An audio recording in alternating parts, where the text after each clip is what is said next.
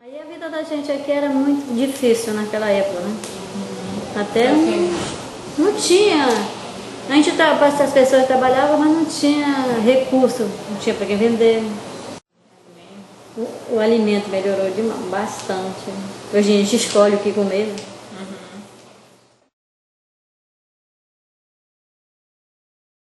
Nós fizemos uma proposta para fazer um trabalho junto às mulheres ribeirinhas da Ilha do Baixio. A Ilha do Baixio é uma ilha de várzea, que fica mais ou menos 15 quilômetros da sede do município de Iranduba, né, nas margens do rio Solimões, num furo que se chama Furo do Baixio, e é uma ilha que parte do ano ela fica completamente sob as águas, né, como eles estão nesse momento, né, e vivem lá cerca de 300 famílias, mas nós atuamos diretamente com uma comunidade chamada Comunidade Santa Luzia, e especialmente junto às mulheres. Agora, como parte do nosso projeto são as relações de gênero, né? Gênero é uma categoria sociológica que se define de modo relacional.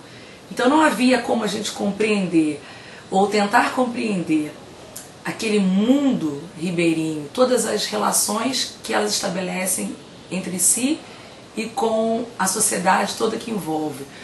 As relações que elas têm políticas com o município de Iranduba, com Manaus, com a prefeitura, as relações sociais, as relações religiosas, as relações com a saúde, com a educação, se nós não olhássemos isso também a partir do modo como essas mulheres se percebem em relação aos homens com os quais elas se relacionam, né?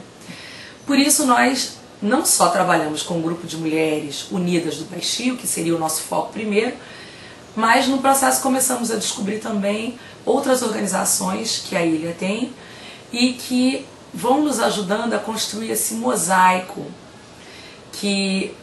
esse mosaico de redes de sociabilidade que é a Ilha do Baixio, né?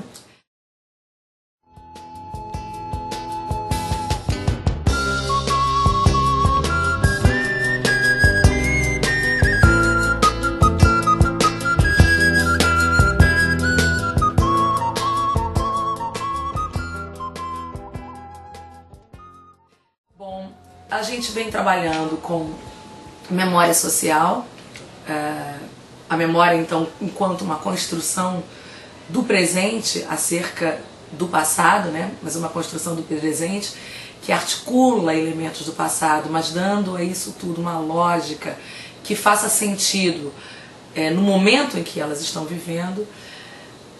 Tem uma outra particularidade também dessa ilha, é que muito recentemente ela se tornou um projeto de assentamento agroextrativista criado pelo INCRA, numa parceria entre o INCRA e o Serviço de Patrimônio da União, que seria o ente da federação que deveria cuidar das terras de várzea, né?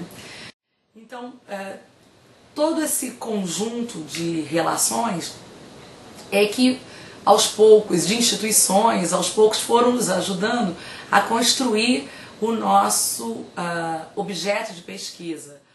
Nós optamos como fio condutor de todas as nossas pesquisas a realização da etnografia, de uma descrição densa que nada mais é do que uma interpretação das interpretações que as pessoas fazem da sua própria vida, né? E das suas próprias relações.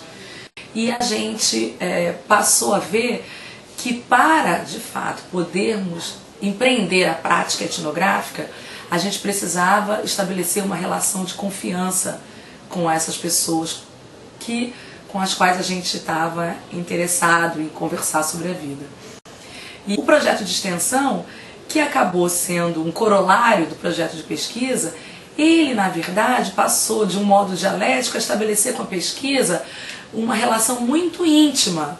Então, pelo projeto de extensão, a gente começou a realizar uma série de oficinas que foram demandadas pelas mulheres no sentido de retomada do processo de organização social delas, e foi por meio dessa nossa aproximação com essas oficinas é que nós fomos quebrando aquele gelo inicial de falta de confiança, delas não saberem muito bem por que essas mulheres da cidade querem saber da nossa vida aqui, que não tem o menor interesse.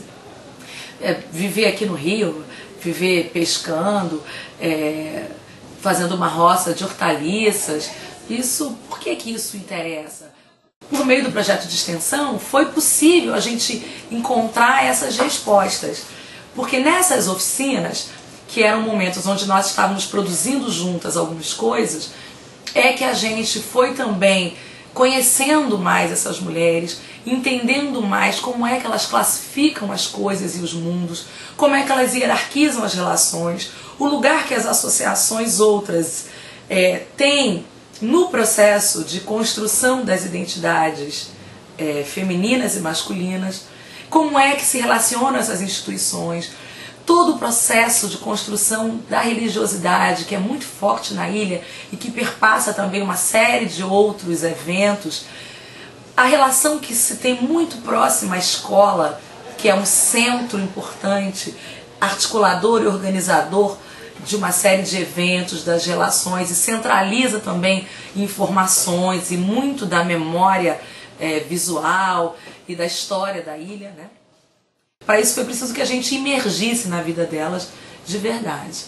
Eu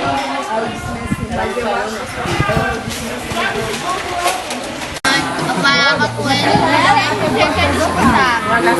E aí, cadê ele? Aí ele tava lá jogando pra gente, aí falava, aí qualquer cabeça, só que o Edson... Para de cacetar o bote do Juan, que agora são duas. Ele não veio, aí Nem vi. Faço parte dessa dança, ó meus ancestrais, com seus rituais. A lua me banha, Índia, tua pele espelhe a mística dança de quem não se cansa, de quem não se cansa jamais.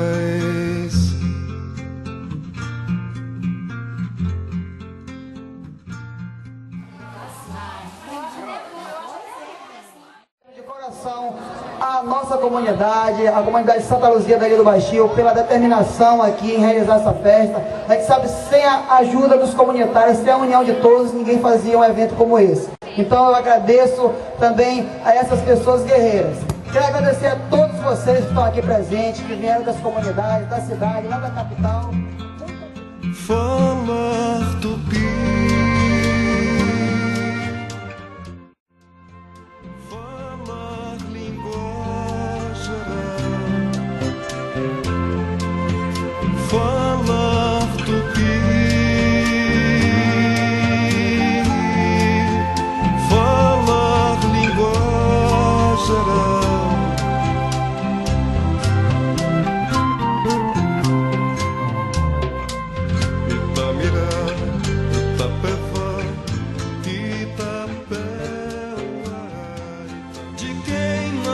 Se cansa, de quem não se cansa.